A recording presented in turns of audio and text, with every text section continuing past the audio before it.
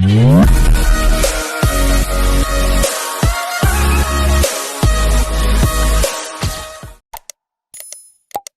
हम पढ़ने जा रहे हैं condition for the formation of covalent bond. Covalent bond के फॉर्मेशन के लिए क्या इंपॉर्टेंट कंडीशन होना चाहिए, इसके बारे में आप स्टडी करने जा रहे हैं। फर्स्ट कंडीशन कह रहा है कि जिन दो एटम के बीच कोवैलेंट बॉन्ड बनता है, इट मीन्स म्यूचुअल शेयरिंग होता है, उसके आईपी का मान हाई होना चाहिए। यानी both atoms which form covalent bond with each other having high value of ionisation potential. तो आज आप सभी स्टूडेंट को बता दें कि एक टॉपिक है आयनाइजेशन पोटेंशियल, जिसको आज हम दूसरी बार समझाने जा रहे हैं। और ये टॉपिक लगभग 8 चैप्टर में, एक दो नहीं, लगभग 8 चैप्टर में 4 11th 4 12th के चैप्टर में बार बार ये टॉपिक आएगा। तो आप इसको अच्छे से समझें और इसके कॉन्सेप्ट को ऐसे ही वास्तव में periodic classification of elements and periodicity in property unit 3 का टॉपिक है। तो अच्छे से आप यहाँ पहले आयनाइजेशन पोटेंशियल एक बार फिर से समझ लीजिए। क्या है IP?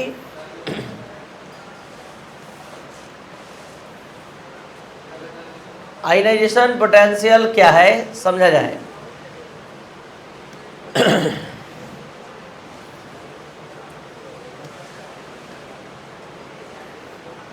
Sodium atomic number 11, configuration 281। Board पर ध्यान दिया जाए। फर्स्ट ऑर्बिट में 2 इलेक्ट्रॉन है, सेकेंड ऑर्बिट में 8 इलेक्ट्रॉन है और थर्ड ऑर्बिट में 1। तो जैसा कि आप सभी स्टूडेंट जानते हैं, सभी इलेक्ट्रॉन पर निगेटिव चार्ज होता है और न्यूक्लियस पर पॉजिटिव चार्ज होता है। तो प्रत्येक इलेक्ट्रॉन एक निश्चित फोर्स ऑफ अट्रैक्शन से, प्रत्येक इलेक्ट्रॉन एक निश्चित फोर्स ऑफ अट्रैक्शन से न्यूक्लियस द्वारा अट्रैक्ट होता है, न्यूक्लियस द्वारा अट्रैक्ट होता है। ये बात अलग है कि जो इलेक्ट्रॉन सबसे क्लोज होता है वो सबसे ज़्यादा फोर्स ऑफ अट्रैक्शन से बना होता है, और जो सबसे ज़्यादा दूरी पर होता है वो सबसे कम फोर्स ऑफ अट्रैक्शन से बना होता है। मतलब आप जो टॉपिक पढ़ने जा रहे हैं उसका नाम है आयनाइजेशन पोटेंशियल, आयनाइजेशन एनर्जी। तो क्या होता है आयनाइजेशन पोटेंशियल, ये आप इस एग्जाम्पल के माध्यम से अच्छे से समझकर माइंड में सेट करके रख सकते हैं। ये है एक gases atom sodium ion, sodium बल्कि इसके आउटर ऑर्बिट में 1 इलेक्ट्रॉन है। तो यहाँ पर हमने ये बताया कि न्यूक्लियस पर पॉजिटिव चार्ज होता है और प्रत्येक इलेक्ट्रॉन पर नेगेटिव चार्ज होता है। तो हर इलेक्ट्रॉन एक निश्चित फोर्स ऑफ अट्रैक्शन से न्यूक्लियस से बंधा होता है। ये बात अलग है कि जो इलेक्ट्रॉन सबसे नज़दीक होता है वो सबसे ज़्यादा फोर्स ऑफ अट्रैक्शन से बंधा होता है, और जो सबसे ज़्यादा दूरी पर वो सबसे कम फोर्स ऑफ अट्रैक्शन से बंधा होता है। तो किसी गैसियस स्टेट में स्थित, किसी गैसियस स्टेट में स्थित एटम के आउटर ऑर्बिट से 1 इलेक्ट्रॉन को निकालने में, 1 इलेक्ट्रॉन को निकालने में जितना एनर्जी खर्च होता है, रिक्वायर्ड होता है, उसे हम आयनाइजेशन पोटेंशियल कहते हैं। The minimum energy required to remove an electron from an isolated gases atom is called ionisation potential. किसी गैसेस स्टेट में स्थित एटम के आउटर ऑर्बिट से एक इलेक्ट्रॉन को रिमूव करने में, निकालने में जितनी एनर्जी की आवश्यकता होती है उसे कहते हैं आयनाइजेशन पोटेंशियल। सवाल उठता है कि इलेक्ट्रॉन निकालने में एनर्जी क्यों लगती है? तो जरा समझ के देखिए आप कर क्या रहे हैं। ये इलेक्ट्रॉन एक निश्चित फोर्स ऑफ अट्रैक्शन से न्यूक्लियस से बना है और आप इस फोर्स ऑफ अट्रैक्शन के अगेंस्ट में काम कर रहे हैं। आप इसको बाहर निकाल रहे हैं इस फोर्स ऑफ अट्रैक्शन से छुड़ाकर। तो इस फोर्स ऑफ अट्रैक्शन के अगेंस्ट आप वर्क कर रहे हैं। तो इस वर्क को करने में जितना एनर्जी खर्च होगा, क्योंकि न्यूक्लियस इसको अपनी ओर खींचना चाहता है और आप इसको बाहर निकाल रहे हैं न्यूक्लियस के फोर्स ऑफ अट्रैक्शन से छुड़ाकर, तो जितना एनर्जी वहां खर्च करेंगे उसी का नाम क्या है? आयनाइजेशन एनर्जी और आयनाइजेशन पोटेंशियल है। कोई दिक्कत? तो the minimum energy required to remove an electron from an isolated gaseous atom is called ionisation potential. हमने क्या किया, एक न्यूट्रल सोडियम एटम से एनर्जी लगाकर इलेक्ट्रॉन को बाहर निकाल दिया और ये सोडियम आयन में कन्वर्ट हो गया, सोडियम आयन में कन्वर्ट हो गया, इलेक्ट्रॉन बाहर आ गया। अब कॉन्फ़िगरेशन इसका 2s है, तो इसका नाम आयनेशन पोटेंशियल और आयनेशन एनर्जी क्यों पड़ा ये भी हम बताने जा रहे हैं। आप कर क्या रहे हैं, किसी न्यूट्रल एटम को आयन में कन्वर्ट कर रहे हैं और कन्वर्ट करने में जितना एनर्जी आप खर्च करते हैं उसी का नाम तो आयनाइजेशन पोटेंशियल या आयनेशन एनर्जी। 281 था, अब इलेक्ट्रॉन कितना है 2s। तो जितना एनर्जी खर्च होता है, जितना रिक्वायर्ड एनर्जी होता है, इसी का नाम आयनेशन पोटेंशियल होता है। तो यहाँ पर आप फर्स्ट कंडीशन लिख कर बैठे हैं कि जो भी एटम कोवैलेंट बॉन्ड बनाता है, यानी बोथ एटम्स जो भी कोवैलेंट बॉन्ड बना रहा है उसके आईपी का वैल्यू हाई होना चाहिए। आईपी का वैल्यू हाई होने से क्या होगा, ना ए इलेक्ट्रॉन देगा ना बी इलेक्ट्रॉन देगा। हाई वैल्यू का मतलब इंडिकेशन है कि हम इलेक्ट्रॉन नहीं देंगे। तो जब दोनों नहीं देगा तो निश्चित है कि वहाँ शेयरिंग का बात आएगा। अगर दे देगा लॉस गेन हो जाएगा, तो वहाँ इलेक्ट्रोवैलेंट बॉन्ड बन जाएगा। और जब दोनों का आईपी का वैल्यू हाई होगा, क्योंकि आप समझ सकते हैं कि मान लीजिए दो एटम है, इस तरह से भी कि दो एटम है, दो एटम है, एक है ए और एक है बी, ठीक है।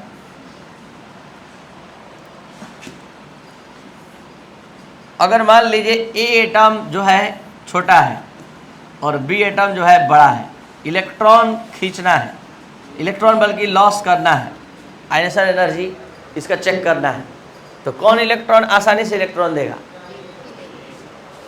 बी वाला। जो बड़ा है उसका न्यूक्लियस और इलेक्ट्रॉन के बीच का डिस्टेंस क्या होगा, अधिक होगा, तो कम एनर्जी से यहाँ निकलेगा इलेक्ट्रॉन और यहाँ अधिक एनर्जी लगेगा। ध्यान दीजिए पीछे, तो यहाँ जो एनर्जी लगेगा रिक्वायर्ड एनर्जी होगा वो अधिक होगा और यहाँ कम। तो हम तो ये चीज़ समझा रहे थे कि अगर दो एटम कोवैलेंट बॉन्ड एक दूसरे के बीच बनाने जा रहा है तो दोनों अगर आईपी का वैल्यू हाई रखे तो दोनों में से कोई इलेक्ट्रॉन देगा, क्योंकि एक देगा तो एक ग्रहण मतलब गेन कर लेगा। और जब दोनों का हाई होगा तो दोनों में से कोई नहीं देगा, तो दोनों तैयार होगा म्यूचुअल शेयरिंग पर। जैसे दो बहुत ताकतवर व्यक्ति, दोनों का दोनों ताकतवर है, तो वहाँ कोई किसी का जीत नहीं हो सकता है, इसलिए दोनों एक दूसरे से क्या कर लेगा, म्यूचुअल अंडरस्टैंडिंग के अनुसार, यानी म्यूचुअल्स मतलब कोई भी काम शेयरिंग से करेगा, क्योंकि जान रहा है कि वो भी उतना ही सबल है जितना हम हैं, ना हम देंगे ना वो देगा, तो दोनों मिलकर काम करेंगे। तो वही काम है मिलकर काम करना, मतलब शेयरिंग करके काम करना, मतलब कोवैलेंट बॉन्ड का कॉन्सेप्ट लाना। तो यहाँ पर अब बात करते हैं सेकेंड कंडीशन का। Both atom which form covalent bond with each other having low value of electron affinity. Low value of electron affinity, जो भी दो एटम एक दूसरे से कोवैलेंट बॉन्ड बनाएंगे उनके इलेक्ट्रॉन एफिनिटी का वैल्यू लो होना चाहिए। इलेक्ट्रॉन एफिनिटी क्या होता है, पहले आप सभी स्टूडेंट को इलेक्ट्रॉन एफिनिटी समझना होगा। इलेक्ट्रॉन एफिनिटी क्या है, इलेक्ट्रॉन एफिनिटी देखिए क्या होता है। इलेक्ट्रॉन एफिनिटी जिसको भी अच्छे से समझ ले,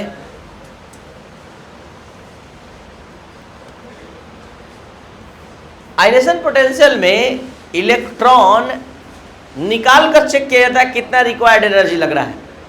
इलेक्ट्रॉन एफिनिटी में जस्ट अपोजिट, आउटर ऑर्बिट में एक एक्सटर्नल इलेक्ट्रॉन को ऐड करने पर जितना एनर्जी रिलीज और एब्जॉर्ब होता है उसको कहते हैं इलेक्ट्रॉन एफिनिटी। आयनेशन पोटेंशियल में निकाल कर चेक किया जाता है कितना रिक्वायर्ड एनर्जी है, लेकिन इसमें ऐड करके।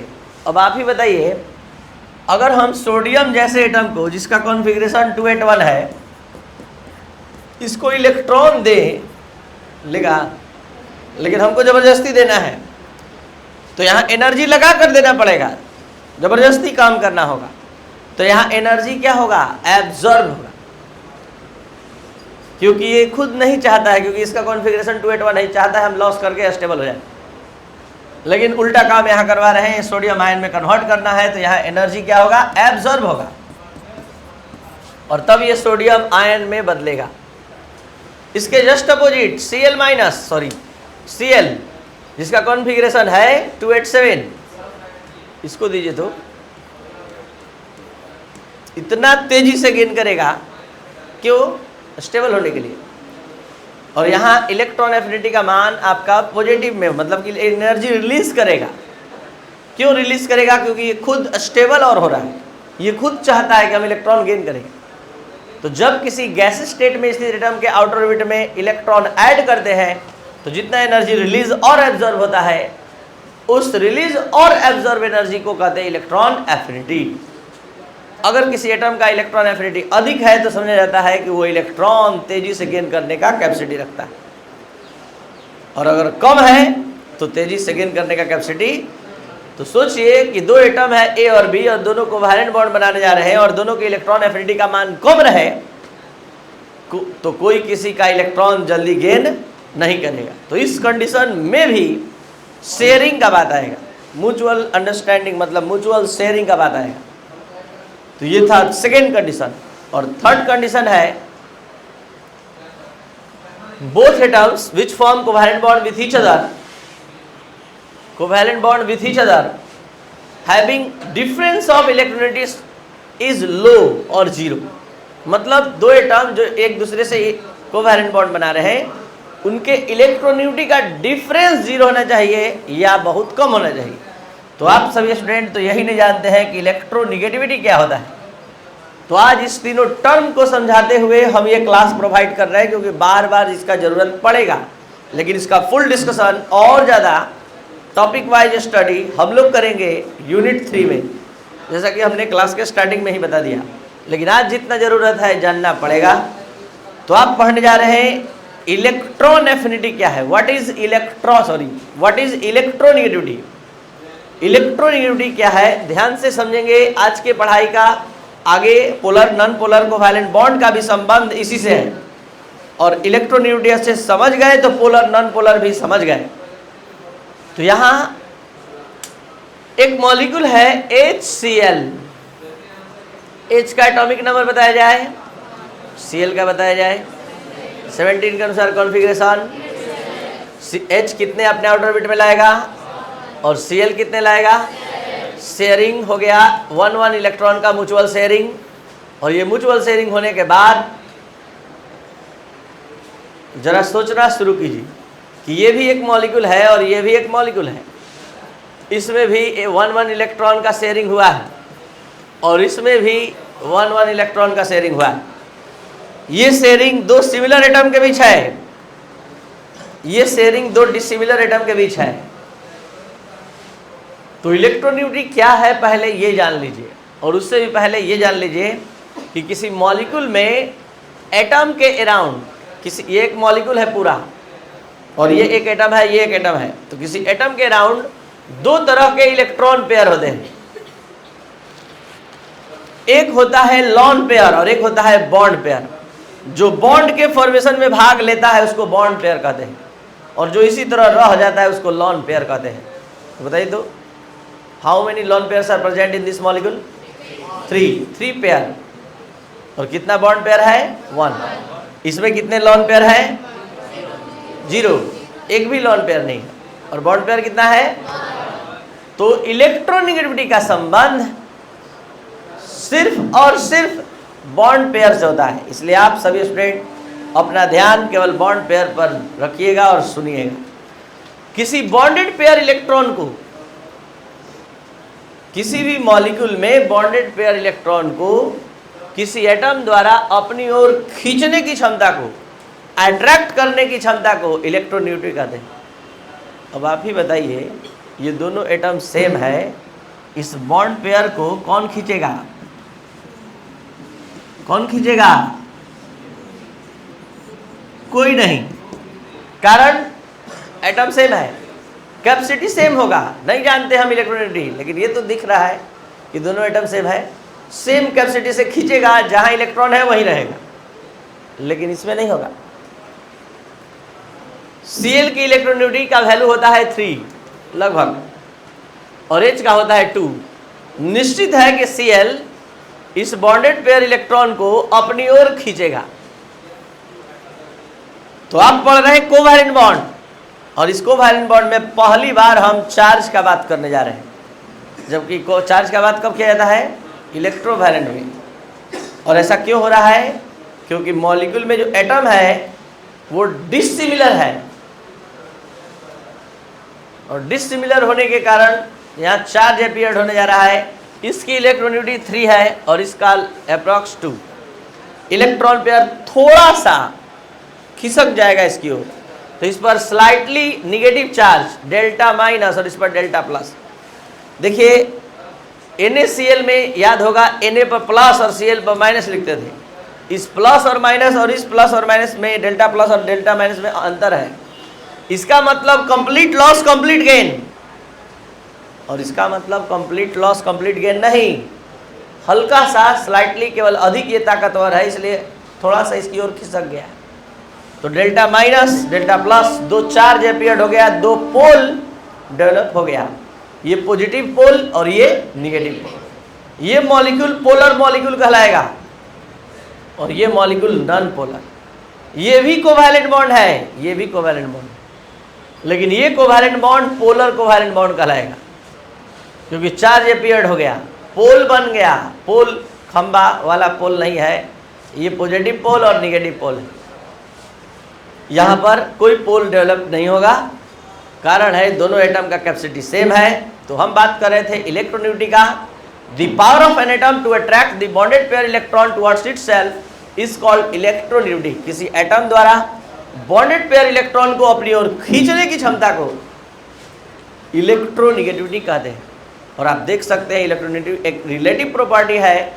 अगर हम यहाँ पर बात करें तो कोई किसी का इलेक्ट्रॉन नहीं खींचेगा, कोई चार्ज डेवलप नहीं होगा, कोई पोल नहीं बनेगा। तो ये molecule non polar covalent bond बनाएगा, लेकिन ये मॉलिक्यूल पोलर कोवैलेंट बॉन्ड बनाएगा। क्यों बनाया? क्योंकि दोनों डिफरेंट कैपेसिटी वाले एटम थे। निश्चित है कि कोई इलेक्ट्रॉन खींचेगा, कोई नहीं खींच पाएगा। तो जो खींच लेगा उस पर डेल्टा माइनस, जो नहीं खींच पाएगा। यही है इलेक्ट्रोनेगेटिविटी का कॉन्सेप्ट। अब जरा सोचिए कि दो एटम से आप कोवैलेंट बॉन्ड बनाने जा रहे हैं, एक की इलेक्ट्रोनेगेटिविटी एकदम कम हो और एक का ज़्यादा हो, तो क्या होगा? एक तेजी से पूरा इलेक्ट्रॉन खींच लेगा। जैसे NaCl में Na का 0.28 या Cl का 3 लगभग होता है, तो डिफरेंस 2.5 से अधिक चला गया। तो निश्चित है कि सोडियम के इलेक्ट्रॉन को ये खींच लेगा और ये कोवैलेंट नहीं इलेक्ट्रोवैलेंट बॉन्ड बनाएगा। लेकिन यहाँ पर जो भी एटम्स होंगे उसकी इलेक्ट्रोनेगेटिविटी का डिफरेंस ज़्यादा नहीं होगा, यहाँ तक कि 0 ही में अधिकतर होगा, डिफरेंस 0 है। और अगर डिफरेंस का स्टडी करें तो डिफरेंस बहुत कम आएगा, तब जाकर वो कोवैलेंट बॉन्ड बनाने के लिए तैयार होगा। अगर डिफरेंस ज़्यादा होगा तो वहाँ कौन सा बॉन्ड बनेगा? Electrovalent bond.